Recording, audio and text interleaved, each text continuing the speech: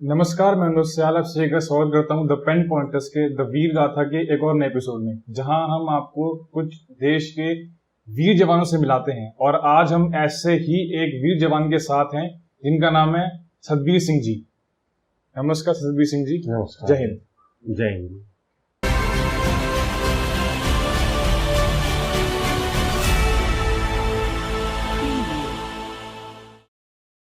अच्छा, मैं वही बता रहा था कि 1965 में लड़ाई हुई थी, तो उस समय मैं पैदा हुआ था। तो उसी समय से लगन थी ये हमारी, अब भाई हम भी कोई ऐसी लड़ाई लड़े। उन मोर्चों को डेली सुबह देख करके आते, उनके अंदर खेलते भी, और फिर घर पर आकर के कोई लठ या कोई लकड़ी का डंडा ले करके उसके साथ फिर हम खेलते। हमेशा पाकिस्तान की तरफ ऐसे रहता था। और धीरे धीरे बस वो कमाल हो ही गया फिर आप लोगों के सामने। शुरू से ही जज्बा था, मतलब कि हाँ, शुरू से ही था कि मतलब आर्मी में ही जाना है। हाँ, आर्मी में। और हमने सुना कि आर्मी और ये डिफेंस सेक्टर में जाने से के चक्कर में आपने पढ़ाई भी छोड़ दी थी बीच में ही, ज्यादा पढ़ाई भी नहीं करी थी। ज्यादा नहीं, बस 10वीं तक पढ़ा था। 10वीं के बाद से आपने गार्ड की जॉब करी थी। बस इसमें गया और भर्ती हो गया। इसमें आप भर्ती हो गए। शुरू कैसे रहा, मतलब फैमिली सपोर्टिव थे लेके कि हाँ चलो इंडियन आर्मी में जा रहे हो तो आप जाओ, इंडियन आर्मी में जाओ? हाँ, परिवार सपोर्टिव था शुरू से? बिल्कुल। और मतलब घर वाले भी देखे खुशी होते थे कि हाँ बच्चा जो है वो आर्मी में जाना चाहता है? माँ थी, वो बहुत ज्यादा शौक करती थी इस चीज का, आर्मी का। हाँ, अभी तो है नहीं। बाकी उनकी जो लगन थी, उन्होंने क्यों लड़ाई देखी हुई थी पाकिस्तान की, तो बस चले गए। और जाते ही भर्ती हो गई। घर पर आए तो घर वालों ने पूछा हमारे से। हाँ, भर्ती भी हम अजीब तरीके से हुए थे। जब हम प्रैक्टिस करते थे इधर, जब जिस दिन भर्ती थी उस दिन गए तो बस नहीं आया सुबह। यहाँ से नहीं, 5 बजे हम निकल जाते, तो बस आई इधर 7:30 बजे। यहाँ से बैठ कर गए, सेंटर का गेट बंद था। जब वहां जा करके देखा तो क्या हो गया, तो कोई गेट नहीं खोल रहे। तो वहां के सब रास्ते मेरे को मालूम थे, मैं दिल्ली में ही भर्ती हुआ था। अच्छा। तो एक मोरी थी बहुत बड़ी, जो नाला टाइप निकलता नाला? हाँ, मैंने सोचा मैं जूते ही तो खराब होंगे, तो इस नाले में से घुस गया। आप नाले से चले गए? हाँ, नाले से घुस करके मैं भर्ती हुआ था। ये इतना जज्बा था कि इतना मतलब इतना नाले से चले गए आप भर्ती होने के लिए? इतना वो था, फौज में भर्ती होना बस। अच्छा। और पढ़ाई कहाँ से करी थी आपने?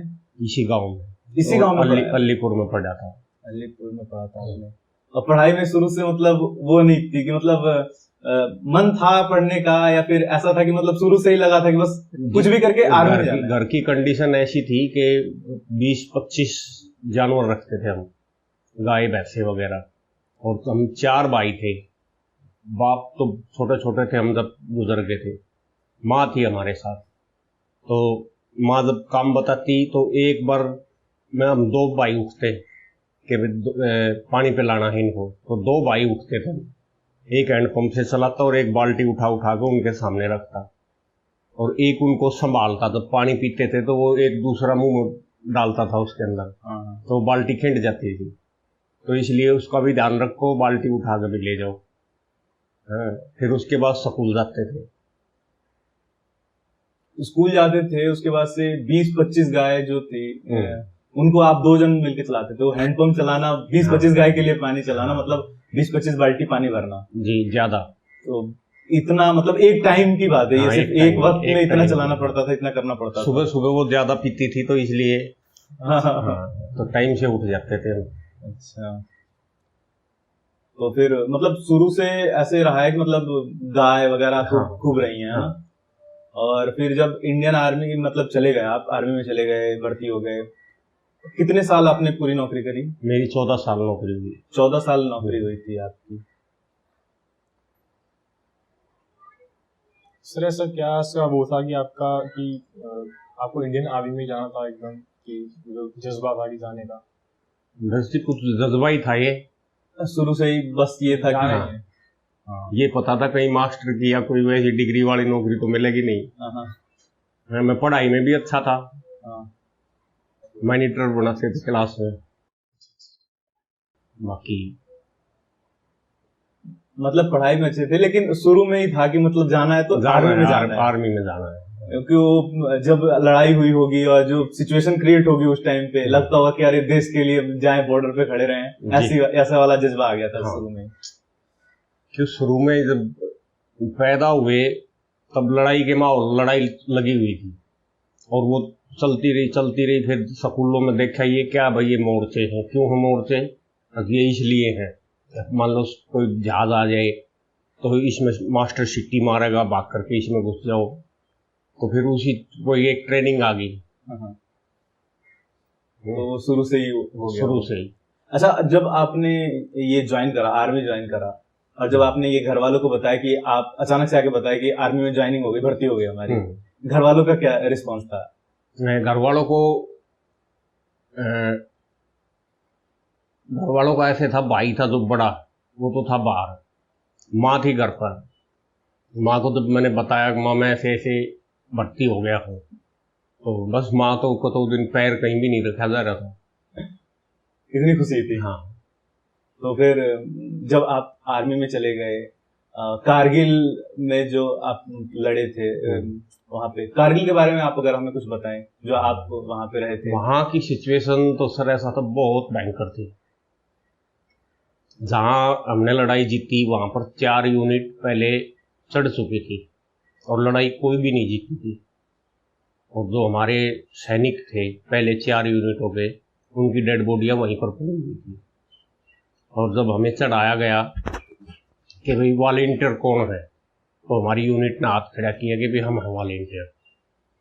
तो हम गए उधर, जा करके देखा कि भाई मामला खतरनाक है, लेकिन अपना जो भी कुछ था सब करके, और एक एक चिट्ठी लिखने के आदेश मिला, एक एक चिट्ठी लिख दो अपने घर पे और चलो आगे। तो हमने चिट्ठी लिख दी, घर पर भी लिख दिया। बिल्कुल चिट्ठी लिखने को बोला गया था। हाँ। ऊपर से कि आप अपने घर पे एक चिट्ठी लिख दो। हाँ। तो क्या लिखा था चिट्ठी में आपने? चिट्ठी मैंने लिखा कि भाई मैं ऐसी सिचुएशन में यहाँ आया हूँ और भगवान ऐसा ना करे कि हो सकता कि मैं ना भी आऊँ, और आप आराम से रहना। और बस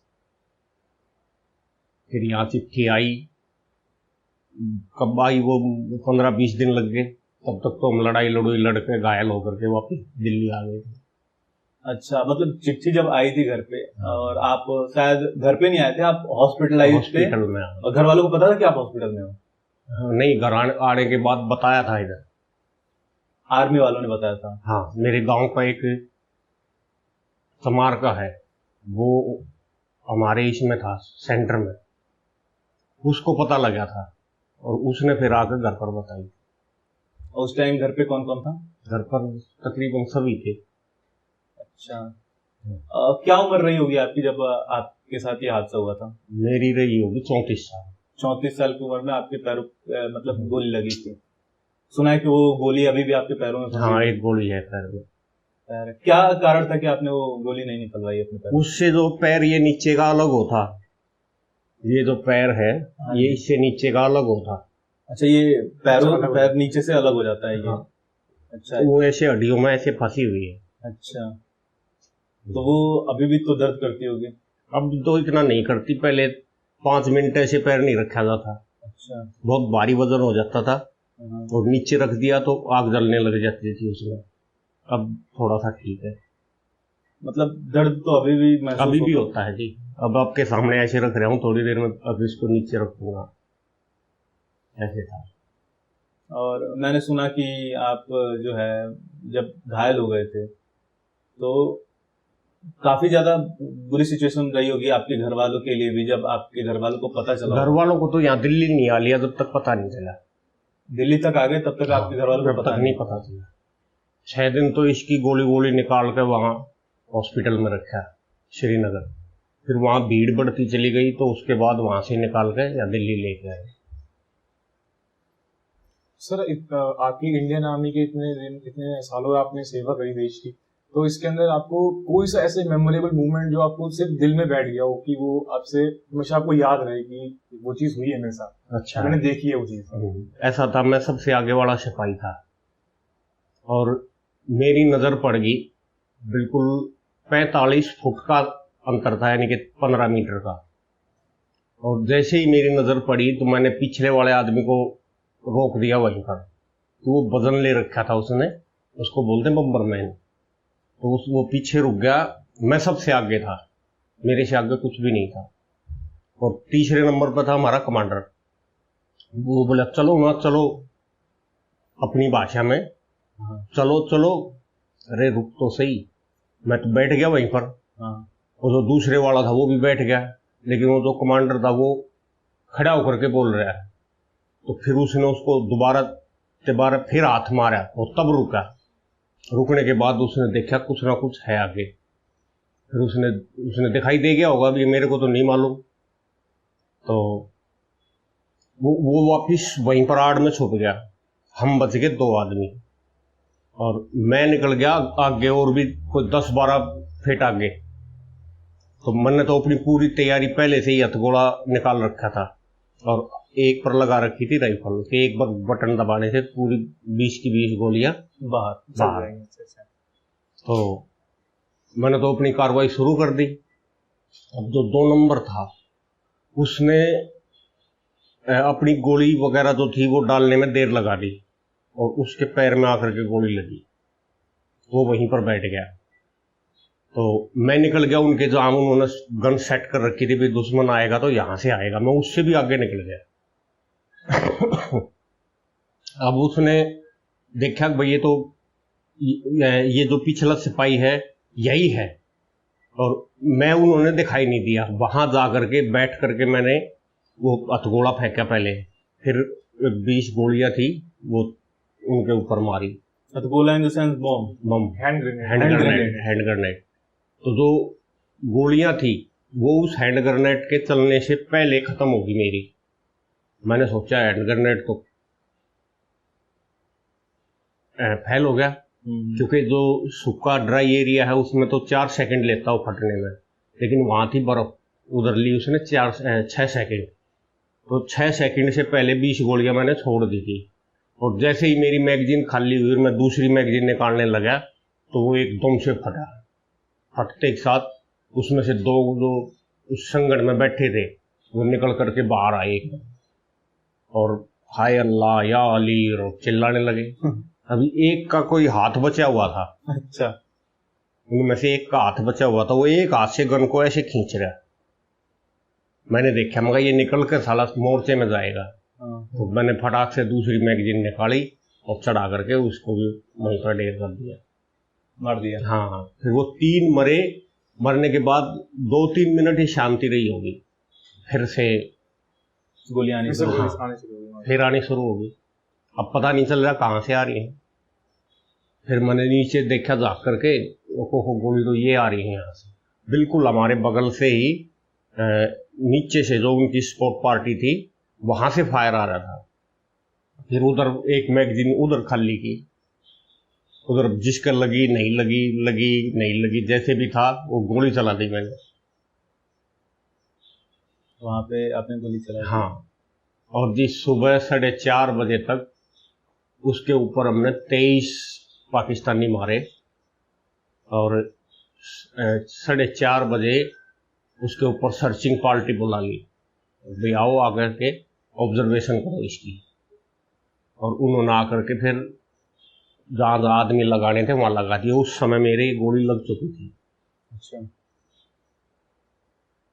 उस वक्त आपके पैरों में गोली लग चुकी थी? गोली, और गोली लगी मेरे कैसे कि जो उनका एक आदमी खड़ा हो गया ऐसे बंदूक ऊपर करके, और हमारे कमांडर ने बोल दिया था भाई अब जो भी होगा उसको कैप्चर करना है, उनके पास गोलियां खत्म है। तो वो बाहर बैठे बैंकर से, तो जब उन्होंने हाथ ऊपर किए तो बोला इसको कोई नहीं मारेगा। तो हम अपना आराम से बैठे हैं ऐसे निशाना लगाए। तो फिर दूसरा उठ गया,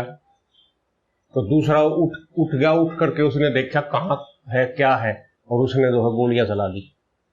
वो गोली लगी मेरे। वो गोली लगते ही फिर उसको बीच में से काट दिया, जो आदमी था उसको बीच में से काट दिया। किसने? उसी के बंदे ने? हमारे बंदे ने, हमने। अच्छा, हाँ।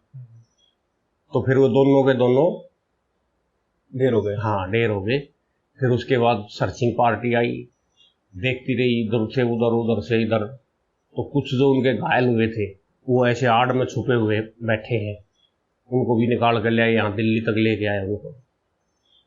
और उस समय हम जीत चुके थे आप। तो ये पहली वो थी कि भाई हिंदुस्तान ने जीत लिया। उससे पहले झूठा गदर था। वो पहली बार जो जंग आपने लड़ी थी और जिसमें आपके पैरों में गोली लगी थी, हाँ। वो पहली जंग थी जो पहली, सबसे पहले पे टोलोलिंग पहाड़ है, टोलोलिंग पहाड़ जीता था हमने।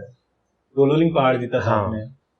और टोलोलिंग पहाड़ एक ऐसा था जिसके आड़ में जितना भी कारगिल का एरिया था वो सारा का सारा उसकी आड़ में था। उसको नहीं जीतते तो कारगिल जीता नहीं जाता। जब ये गोली आपके पैरों में लगी थी तो आप मतलब ये जो आप भर्ती हुए, डॉक्टर ने बोला कि मतलब अब शायद आप वापस से आर्मी में नहीं जा सकते, उस ओहदे पे नहीं जा सकते जहाँ पे आप जाके लड़ पाए। हाँ जी। कैसा महसूस हुआ होगा आपको? नहीं, उस समय तो नहीं बोला डॉक्टर ने। डॉक्टर ने लगभग 6 महीने बाद हमें बताई। 6 महीने तक तो आप एडमिट रहे होंगे? हाँ, एडमिट रहे हमें।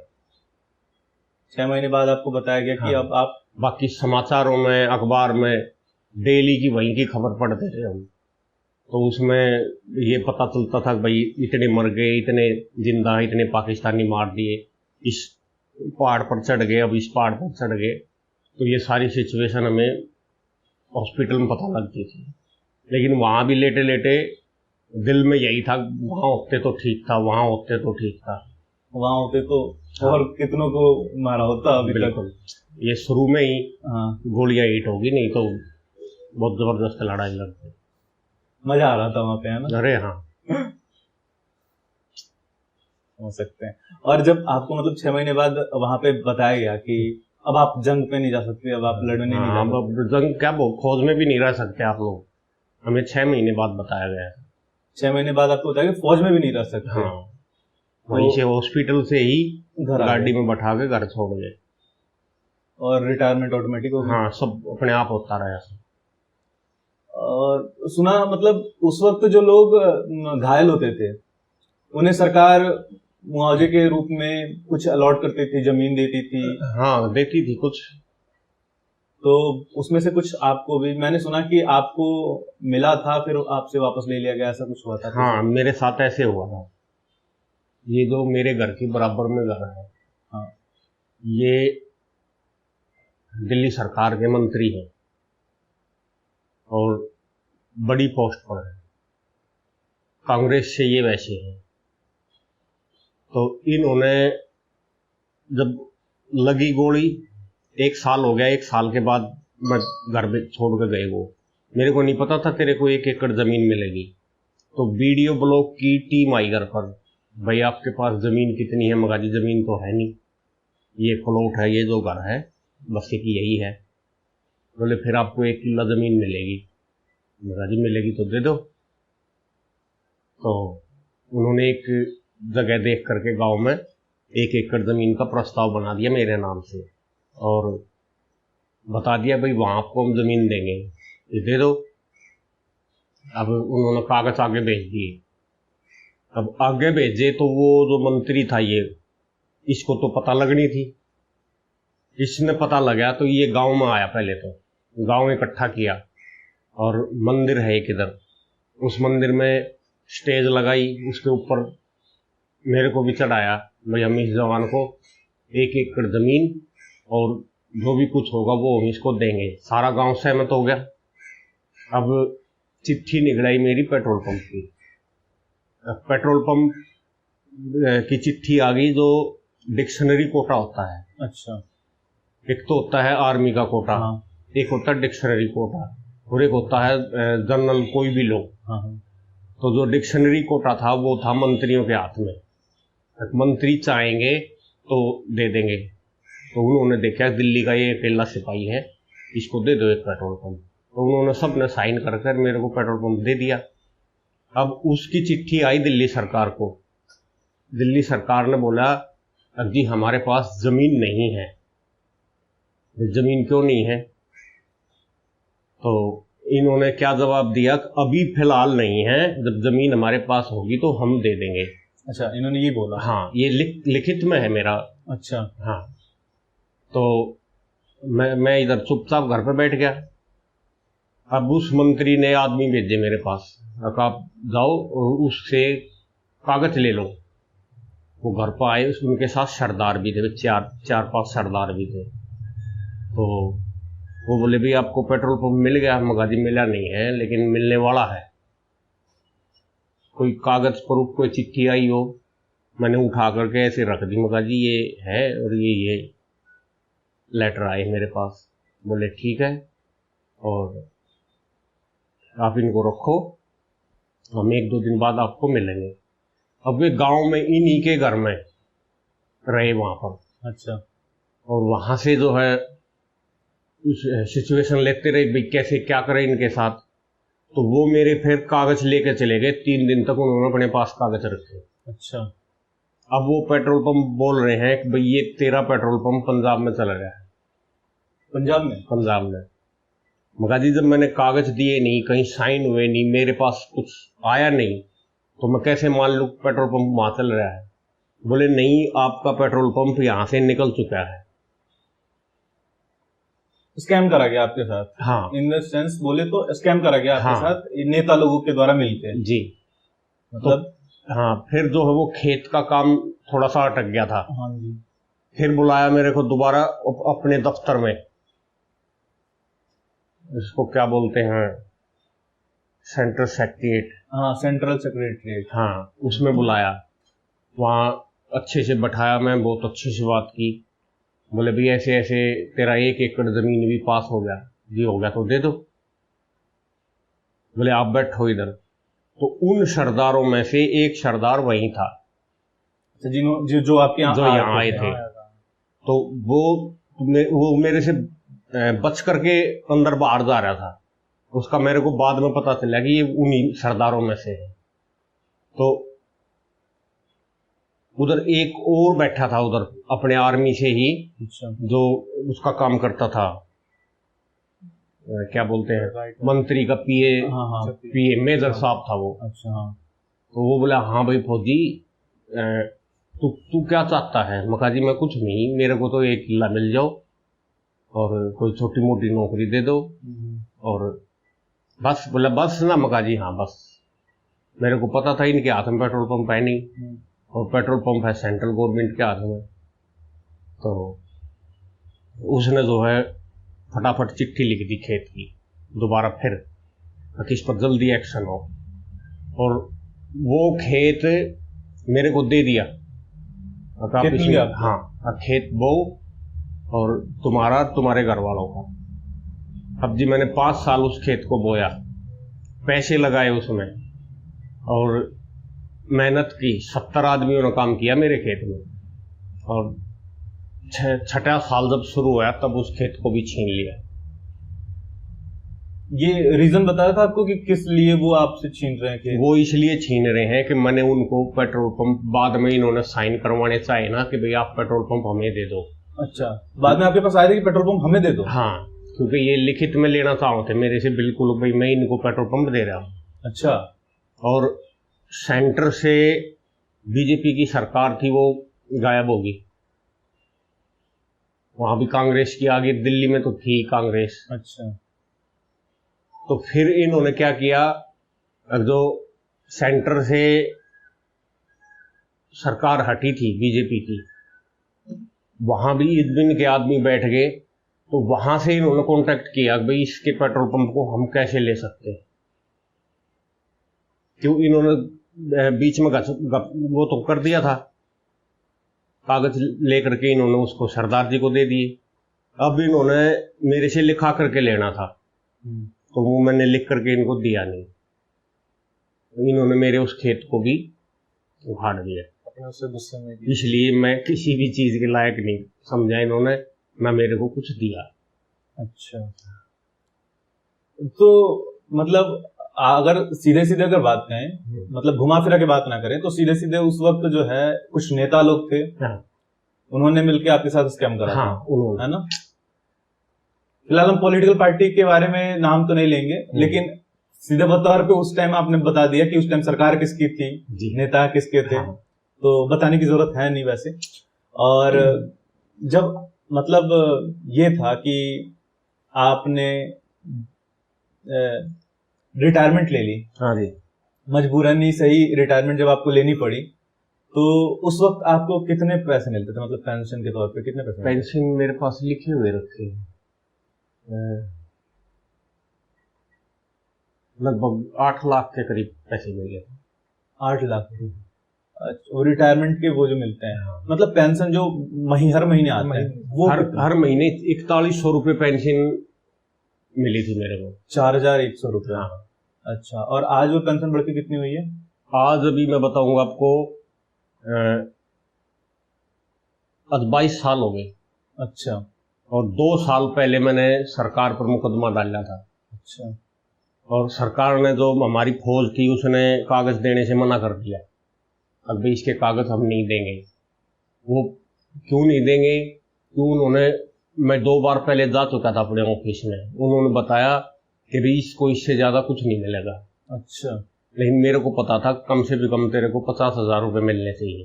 हाँ, और देते थे मेरे को 20,000 रुपये। हाँ, तो फिर मैंने वकील को दोबारा फिर गया मैं उसके पास कि सर आपने ठंडा नहीं पड़ना है, आप कागज मांगो, कागज नहीं देते तो आप खुद जा करके लाओ या ऊपर से आदेश करवाओ। उन्होंने फिर ऐसे ही किया। फिर जब भी कागज नहीं दिए उन्होंने, 3 बार डॉक्टर ने नोटिस भेजा उनके पास, भाई इसके डॉक्यूमेंट दो, तो मेरे डॉक्यूमेंट रिकॉर्ड ने छुपा दिए, सिस्टम ने छुपा दिए। हाँ। और फिर क्या हुआ कि अखबार वाले आ गए घर पे। मैंने पीछे घर के पीछे एक जूस की दुकान खोल ली थी, मशीन वगैरह खड़ी है यहाँ पर। जूस की दुकान? हाँ, अभी ऐसे तो गुजारा होगा नहीं, कुछ तो करें। तो वहां पर फिर मीडिया आई, वहां पर फिर मैंने बताया, तो फिर मेरा क्वेश्चन उठा संसद में। किसने उठाया था?